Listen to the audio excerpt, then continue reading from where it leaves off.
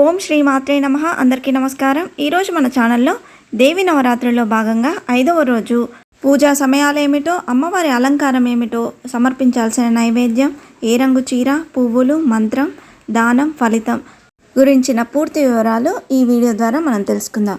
ఎక్కడా స్కిప్ చేయకుండా పూర్తి వీడియో చూస్తారని ఆశిస్తున్నాను. అంతకంటే ముందుగా ఇంతవరకు నా ఛానల్ సబ్స్క్రైబ్ చేసుకుని వాళ్ళు ఉంటే సబ్స్క్రైబ్ బటన్ని ప్రెస్ చేసి పక్కనే ఉన్న బెల్ ఐకాన్ని ప్రెస్ చేసి ఆల్ అనే ఆప్షన్ ప్రెస్ చేశారంటే నేను పెట్టే ప్రతి వీడియో మీరు నోటిఫికేషన్ ద్వారా మొదటగా చూసేయవచ్చు. ముందుగా వీడియోలోకి వెళ్ళిపోదాం. ఈ 2025 సంవత్సరం శ్రీ విశ్వావసునామ సంవత్సరం దసరా శరన్నవరాత్రుల్లో 5వ రోజు పూజ తేదీ అనేది సెప్టెంబర్ 26 శుక్రవారం రోజు వచ్చిందండి. ఈరోజు ఆశ్వయుజ శుద్ధ చవితి తిథి ఉదయం వేళల్లో ఉందండి. తదుపరి పంచమి తిథి అనేది ప్రారంభమవుతుంది. ఈరోజు 2 తిథులు కలిసి ఉన్నాయండి. ఈరోజు చవితి తిథి అనేది సెప్టెంబర్ 26 శుక్రవారం ఉదయం 6:19 వరకు ఉందండి. తదుపరి పంచమి తిథి అనేది ప్రారంభమవుతుంది. పంచమి తిథి అనేది సెప్టెంబర్ 26 శుక్రవారం ఉదయం 6:20 నుండి సెప్టెంబర్ 27 శనివారం ఉదయం 8:24 వరకు ఉందండి. ఈరోజు నక్షత్రం విశాఖ నక్షత్రం. దేవీ నవరాత్రుల్లో 5వ రోజు అమ్మవారు శ్రీ మహాలక్ష్మీదేవిగా భక్తులకు దర్శనమివ్వనున్నారు. ఈరోజు ఉదయం పూజా సమయాలనేవి తెల్లవారుజామున 4:16 నుండి ఉదయం 8:18 వరకు ఉందండి. ఇది వీలు కాని వారు ఉదయం 9:07 నుండి 10:30 లోపు పూజ అనేది ప్రారంభించుకోవాల్సి ఉంటుంది. సాయంకాలం పునః పూజా సమయాలు సాయంత్రం 4:18 నుండి 7:30 వరకు ఉందండి. ఈరోజు అమ్మవారికి ఇష్టమైన నైవేద్యాలు క్షీరాన్నం, పూర్ణాలు, పానకం, వడపప్పు.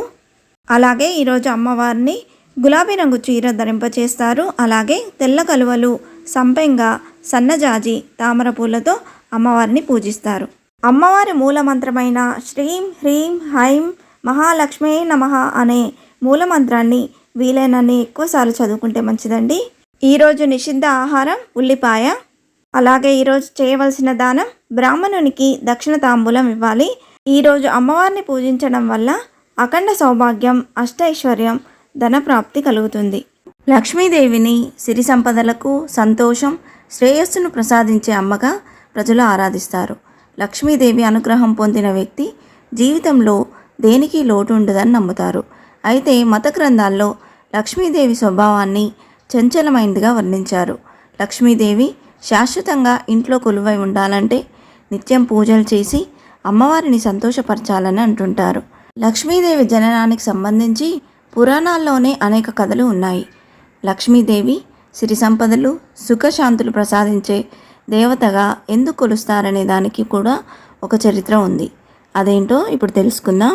విష్ణు పురాణం ప్రకారం దుర్వాస మహర్షి కల్పవృక్షమాలను దేవేంద్రునికి బహుకరిస్తాడు. దేవేంద్రుడు ఆ మాలను తన వాహనమైన ఏనుగుకు వేస్తాడు. ఆ ఏనుగు ఆ మాలను క్రింద పడవేసి కాళ్ళతో తొక్కుతుంది.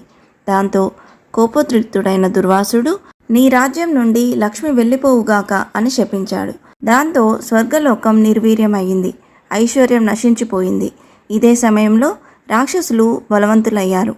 రాక్షసులు దండయాత్ర చేసి స్వర్గాన్ని స్వాధీనం చేసుకున్నారు.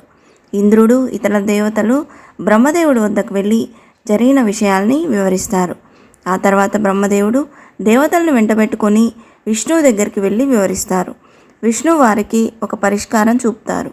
అమృతాన్ని స్వీకరించి బలాన్ని పొంది రాక్షసులను ఓడించవచ్చని, సిరి సంపదను మళ్ళీ పొందవచ్చునని, అందుకోసం క్షీరసాగరాన్ని మదించాలని విష్ణువు సలహా ఇస్తారు. అయితే క్షీరసాగర మదనం దేవతలకొక్కరికి సాధ్యమయ్యే పని కాదు. రాక్షస గణాన్ని కూడా క్షీరసాగర మదనానికి ఒప్పించి క్షీరసాగరాన్ని మదించడం మొదలు పెడతారు.